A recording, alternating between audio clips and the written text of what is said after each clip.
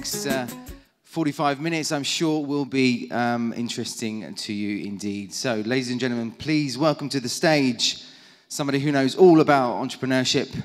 Her name is Amy Cosper, the editor-in-chief of Entrepreneur magazine. And she is joined by the one, the only, Mr. Ivan Borazin for a question and answer session. Hello. Okay. Always the same guy. So you guys are still at lunch. The ones watching us on TV, come back. Come back. No one's coming. Oh, well.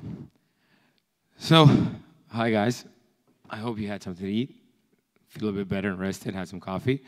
Across from me is Amy Cosper, who has finally come after 100 emails back and forth.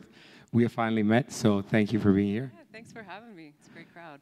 Great, thanks. As you guys know, Amy is the editor-in-chief of Entrepreneur magazine. So, as you might imagine, our theme will be entrepreneurship. So, just like to start off, maybe just can give them a few sentences about yourself, personal, like where you've been, what you've done, and then we can like take it from there. Yeah, I'm the editor-in-chief of Entrepreneur magazine. It's a 30-year-old magazine. I am not a 30-year-old editor, by the way. I live in Colorado. I work remotely. I have a staff really all over the world, but primarily in the United States. We're virtual. We do everything with technology. So, you know, even on magazine publishing, you know, when you have a print product and you're going into production, it's very, you know, photographic and photogenic. You can do it remotely, and we've kind of proved out that model. The magazine is a domestic magazine, and it's got a very storied history. It was started by a bank robber named Chase Revell 30 years ago. It started off as the history of this magazine, it kind of echoes the history of the word entrepreneur. Like if you go, we have this room in the offices in LA. We call it the morgue. It's where all the dead issues go to live or die. And if you go back 30 years and you look at, you know, a 1985 cover of Entrepreneur magazine, it is not at all what you will see today on business magazines. In fact, my favorite cover of all time, and this is how entrepreneurs used to be viewed: How to Start an Asian Mail Order Bride Business.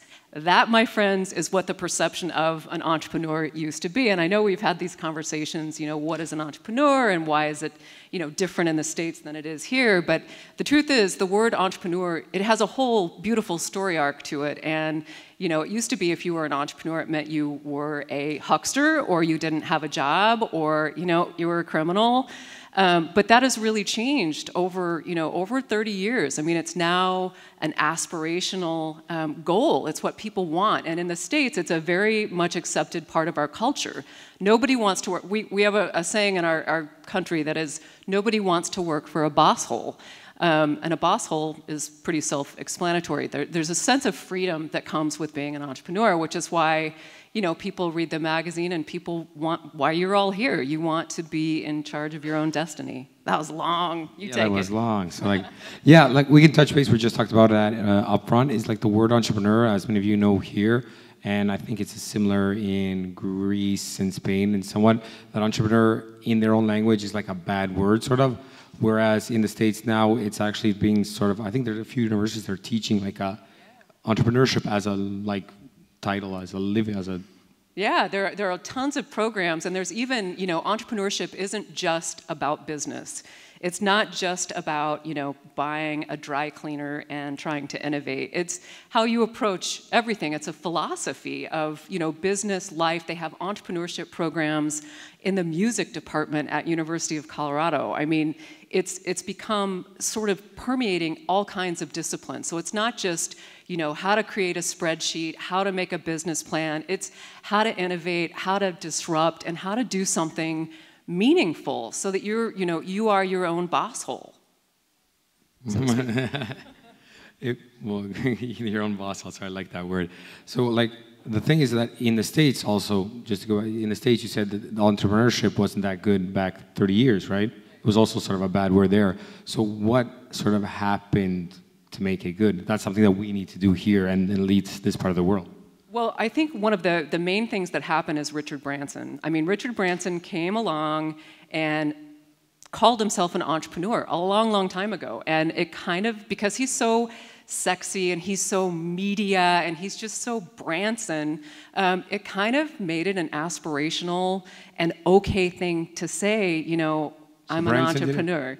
Branson did it then. Yeah, I think Branson had a lot to do with it, and I think, you know, just the sense of freedom of creating something where there was nothing. Like, that's how we define entrepreneurship at the moment. I mean, it's something we sort of struggle with, like, what is an entrepreneur? If you own a dry cleaner and you have an app, are you an entrepreneur? If you have a franchise, and kind of where it changes daily, but kind of where we've landed is it's, you know, an entrepreneur is someone who creates something, hopefully that makes money, where there was nothing before.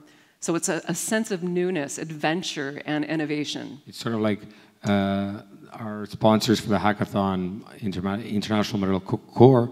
Well, the guy that we worked the hackathon with, he actually left yesterday, but he walked up to me last night and he said, well, you know what, I'm really happy that we did this, because not only did we make the app that will hopefully help save lives, but we thought about this about a year ago. We were talking about it in a pub, and it's actually here today. So it's something that was not there at all that we created.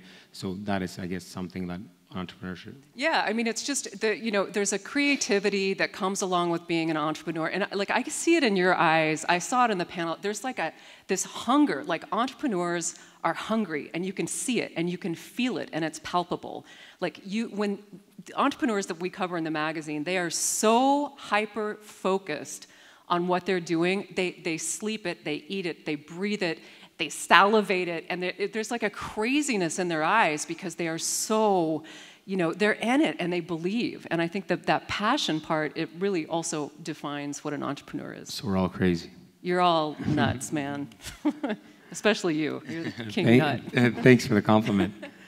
No, really. So, like, well, I guess that's, I mean, nice to hear. I'll take that as a compliment. So, like, seeing that sort of craziness, we all sort of drive to make something out of nothing. So, like, and we talked also about the idea that maybe with a couple of entrepreneurs, one starting, we mentioned our conference, center point, it doesn't have to be, that we could actually, because of one thing that one entrepreneur started, we can, like, sort of make the whole ecosystem sort of grow from there. And let me just, like, real quick, let me ask you, so, you know, where would you say Eastern Europe, Croatia specifically, is, like, in that arc, that story arc of the word entrepreneur? Are you where we were 30 years ago? I'd say pretty much.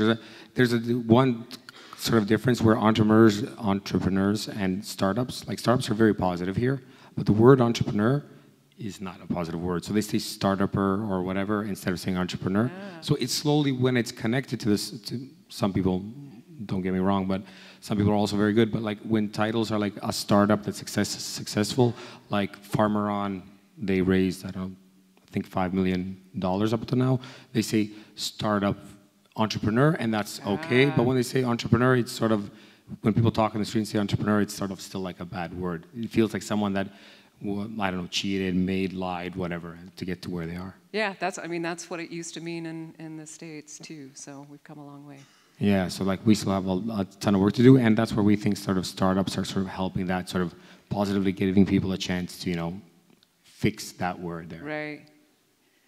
All right, so tell me, you've been here, what have you sort of seen, like, here, what, as you're a person that's been all around the world, you work with entrepreneurs and stuff like that. Have you seen anything here sort of positive, sort of like that one? I think one of the most interesting things I've seen, first of all, is that, you know, there's such a sense of positivity and hopefulness, like with the, you know, the people who were pitching and some of the investors I've met, like they're, you know, people believe in this economy, and I know it's kind of choking, and I know people are a little bit grumpy out there, but there's a lot of hope. I mean, there's a lot of seeds for greatness that are being planted right here at this conference.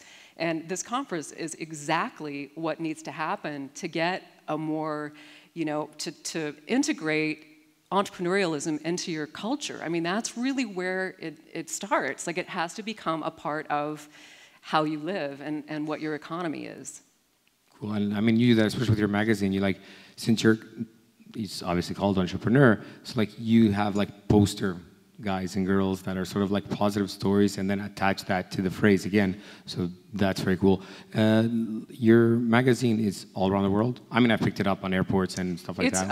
It's primarily a domestic publication. But you can get it other places. You can get it other places. But you're focused completely right now. Our circulation is counted in the United States. United States only, and that's what. Yeah, sadly. But you have quite a circulation. You have like 700 or 800. How much per month? We are 600,000 subscribers, and then about 50,000 on the newsstand. Yeah. So that's pretty good. That's pretty good. You're happy with that? I'm all right with it. I'd like to see newsstand sales go up a little bit, but it's my job to worry about that. So, looking at your magazine, what are you planning on featuring the next what trends do you see in entrepreneurship? The thing about entrepreneurship is, and people ask me this all the time, what's the big next thing? What's coming up in tech? And entrepreneurs, you can't predict them. I mean, we do stories on apps. Big data is huge. We did a story on chicken diapers. This woman had chickens. Everything. Yeah, it's just a broad range, and it's all about the story and the storytelling. Just like Mike was talking about this morning, it's just people who tell their story really well and from the heart and really believe in it. Those are the people that get our attention at the magazine. And people who have a sincere clarity of vision and can tell me what they do in 3 sentences or less. I get pitched all the time, and these press releases I get from PR people, they're pages of, I don't understand them at the end. I'm like, tell me what your client does. Tell me what you do in 3 sentences. If you can't articulate it, you need to go back and revisit your mission statement. So it's all about the story. So then the pitching next year will be 3 sentences. And 3 sentences. No 3 minutes, 3 sentences. So if you this is too much time that you have right now. So note for next year, we'll put that down. No, but I totally agree. I actually did a pitch once in Vienna. They gave me like 90 seconds. At that point, I did it in like 60. I had nothing else to say. So it's like every time you get to the point where you can actually, articulate it very, very shortly, and then either the other person understands or doesn't.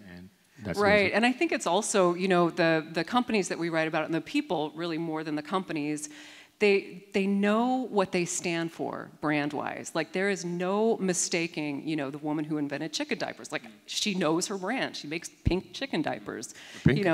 But she believes and she knows, she's got a presence about her brand. Maybe it's chicken diapers, but she's a believer and she knows what her brand is about. Exactly. I mean, we're mostly tech here. We most ignore the rest of the world. Yeah, I gather that. No, but the thing is, there's a lot of people that are doing amazing things that are not in tech. So like in agriculture, coffee or whatever, there's great brands, great things that people do. So but again, chicken diapers is a very cool sort of. I just like saying chicken diapers. We actually started a hashtag chicken diaper. I don't know, I just was obsessed with it for a while. So I think that's a word that they'll remember here. Yeah, so very good. No, boss hole, that's the one you need to take home and put into action. Get out from under the boss hole. And do your own thing. That's right. And not become a boss hole. Right, and don't be afraid. Don't be afraid of?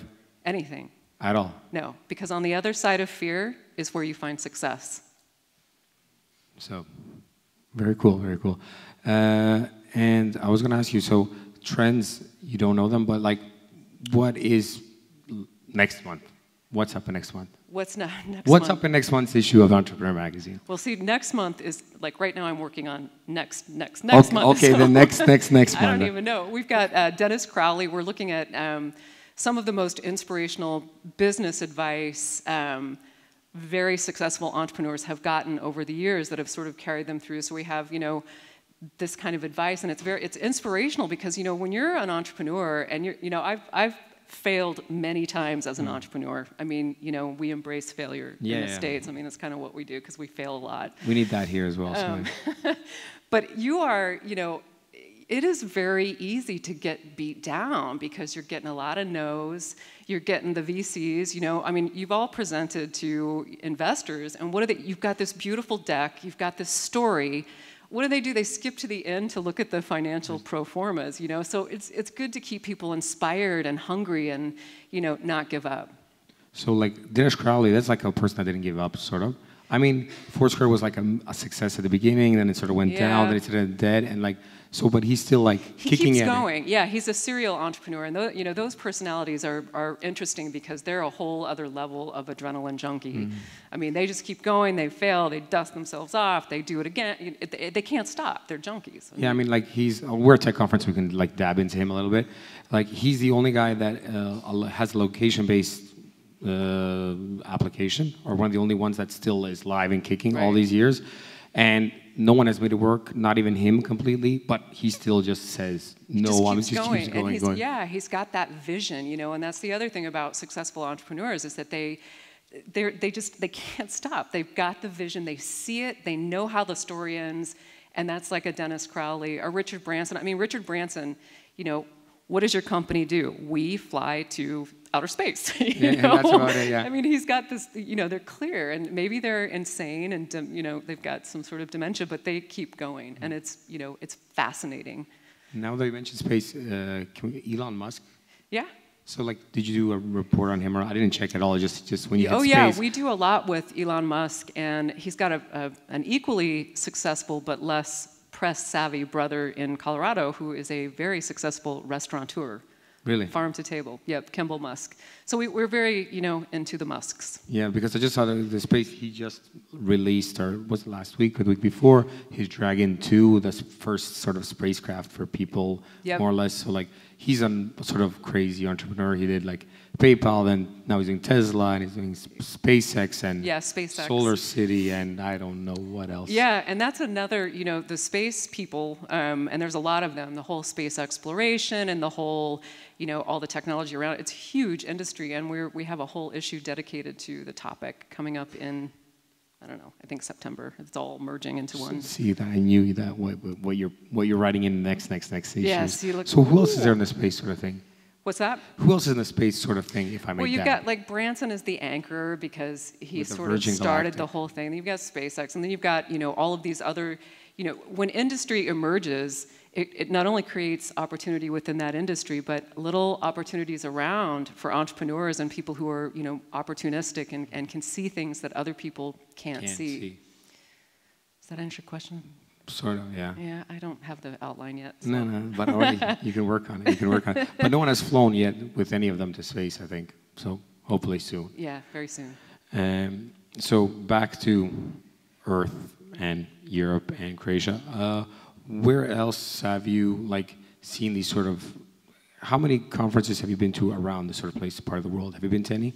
You know, not too many recently. I mean, I just got back from a really fabulous trip in Italy, and I got a chance to tour the Ducati factory. And, you know, that brand, even though it's not entrepreneurial anymore, it started off very entrepreneurially, and it's owned by Audi now, but, you know, those people still believe. Like, they believe in that brand. They bleed, you know, Ducati red. Ducati's a very, in the motorcycle space, it's a very, it's like... It's emotional, you know, they're really invested in it. So, like, you know, I haven't met with a lot of entrepreneurs in Europe, but I've met with some, and, you know, they're the same as entrepreneurs in the States. You know, only you have different regulations here. You have different ways to access money here. You know, more difficult. It's a bigger challenge, I think, in, you know, Eastern Europe and in Europe to start your own thing. It is, I think, a lot harder. I mean, I've opened up companies in Croatia, and I opened up in the States, and I've done it in the States without being in the States. So, like, it is a lot easier to do it there. It's getting harder. It's getting harder, especially in California. But yeah, you know, one of the things that, you know, our philosophy, we're not a political magazine. We're not, you know, really policy focused. But something that we really do believe is that government has got to get out of the way of entrepreneurs, because, you know, the more roadblocks you put up, the fewer companies that are going to be created, the fewer jobs your economy is going to suffer. Yeah, exactly. Like, whenever you're doing something sort of new, entrepreneur, like startup, like, or whatever, it's very lean and quick in the beginning. So it's like 2-3 guys starting something, work, and make it happen or not. So all sort of roadblocks, paperwork, and everything sort of on the way just slows you down. And it's hard enough just to do it, let alone, you know, fight against all the documentation, bureaucracy, and stuff like that, which is something we probably have to work on here. Yeah, especially. I mean, and I think that will come for you guys, you know, once the whole concept and notion of entrepreneurship is embraced more than and understood, you know, and not a word that elicits fear and criminal activity. But I guess that's more to us, like the entrepreneurs in the room, than anyone else, I guess, yeah. So we have our jobs cut out for us, don't we? Then? Yeah, but you know what? That's what you do. And you're going to have fun, and you're going to get it done, and you're going to create businesses that matter, and you're going to get noticed, and it's meaningful in a global economy to say you have a culture of entrepreneurship. I mean, it is, you know, that's got some guts to it. Yeah, so that's what we have to do. And we're going to probably have you write about us at one point in time. Yeah, pitch me. I just put you on the stage to say that. Like, so.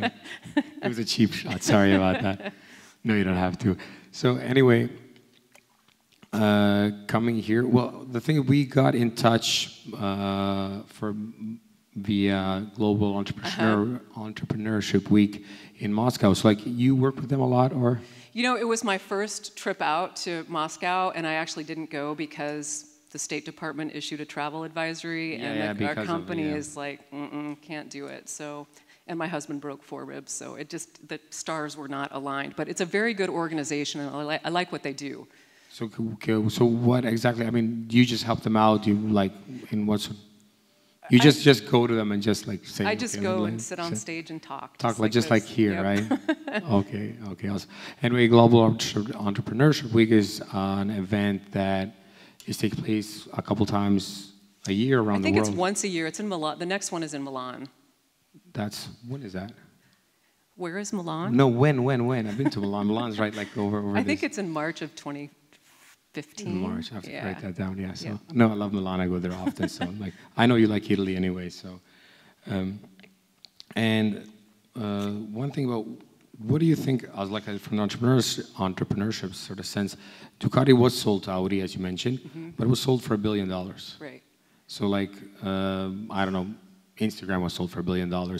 So one thing that sort of bugged me when that happened, because knowing sort of what Ducati was, it is a brand that's been around for how many years? It's been around since World War II. It started as they used to make radios, like radio frequency components. Yeah, it's very old, and it has factories, and it has people, and it has history, and it has people that love it. And the valuation is sort of, this might be sort of wrong for us, but it feels sort of off, at least to me. Yeah, it does. It does. But again, it's an emotional brand. And what I will say, and you know, that's a lot of money. I mean, you know, that's big money. But you know, what I will say about Ducati and big brands like that started very small is that they have a consistency. Like brands that have a sustainability, they are consistent from message to message, and that is a cultural thing. That comes from a corporate culture. You know, if you've got a scattershot branding message, you're not going to have the same impact that a Ducati or a Twitter. You know, there's a consistency to it, and I think that's part of their. Plus, they're just sexy machines, right? Yeah, and they're very cool. So, like, I mean, just look at them. I know. Like, you just put them there, and they look great. Yeah, they're art. Just don't even write them.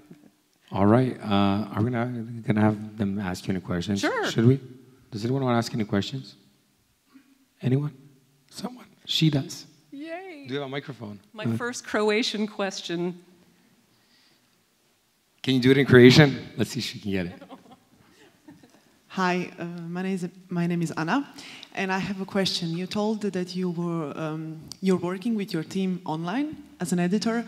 How do you manage this? Because I don't have good experiences with that, so I'm looking for some advices and tips. You know, it takes a lot of practice, and it was not natural when I first started doing it. We use every kind of technology we can get our hands on. We use Skype, we instant message, we use Dropbox, we're on the phone, you know, and even when I go into our office in LA now, you know, I will, you know, you want to have energy, you want to have some FaceTime, and you know, creative things happen when you're all in the same room, but I will shout out a word, a question, you know, Michelle Jurgen, where's the reporter covering the blah, blah, blah? And she'll IM me back. Like, we're so now, she won't even yell, she won't even play with me anymore, you know? It's sort of an interesting psychological study, but it takes practice, and it's like over-communicate. Everything is over-communicate, over-communicate. Otherwise, you know, things can go south. So basically, everybody works from different locations. We have we have a little staff in California in our LA office. Executive editor works out of her home in LA. I've got an art director in New York, and then I've got freelance writers all over the country. So communication is, you know, even if we were all in the same office, we're still going to be managing, you know, people who are not there. So it's technology, and like the phone. Like the phone is like the most underused, you know, item these days, you know, anymore. I have to beg people to call me on my staff. Like, I just want to, you know, I need human contact, not just an IM. Do you have like some kind of yearly meetings when whole the team meets or something like that? Yeah, we do. We probably get together quarterly, like the whole entire staff, all of our correspondents, our art directors, photographers, just to, to sit down and make a strategy and make a plan. And, the ideas are so different when you're all in the room together versus when you're not. There's that energy is where greatness comes from. So we try to get together at least 4 times a year. Thank you. Thank you. Anyone else? Look, they're so shy. They're so shy. But I want to just touch on that because I have the same sort of problem. I don't like working remote. Yeah. It's an acquired taste. It's an acquired taste? Yeah, it's an acquired taste. Because I have a feeling that you have to be very disciplined, you and every single person in the team, to be able to actually do that. So I've tried it a couple of times, but never sort of. Yeah, I mean, it just depends, and it's you really do have to get used to it, and you have to have boundaries. Like my problem is, I'll roll out of bed at 5 a.m., check email, and then it'll be noon, and I'll still be sitting there, in my pajama. Like you have to get up, be normal, take a shower like a normal, clean person. Get dressed, but you have to know when to shut it down too. Otherwise, you become. Yeah, but then that's only if you're working abroad. But if everyone is working, then everyone has to be as right, and that's a requirement. Yeah, we consider it a privilege, to be able to work from home. But it's also, to get really great talent. Orange County, California, is not a media center. So, I need talent. So I go to Chicago to get writers, go to New York to get writers. And, they're not going to move to Orange County. They're not going to move to Irvine. So then that's the sort of way you worked it out. Yeah. Because I know that when I travel a lot and then I have to go, if I had a day before the conference or not, I'll usually wake up and stay, in the hotel working. So that's the same problem I have at home. So then I usually, just hit the alarm and go to the office, and that sort of makes you wake up and go to work. So yeah, it does. I mean, there are all different kinds of ways to work, anymore. You can be virtual, you can be semi-virtual. It's just a matter of your personality and your style, and how disciplined you are. So obviously, I have to discipline myself. I think so. I think it's all about right. time. Okay. Can I have a nice round of applause for my guest, Amy Thank Cosper? you. Thank you very much.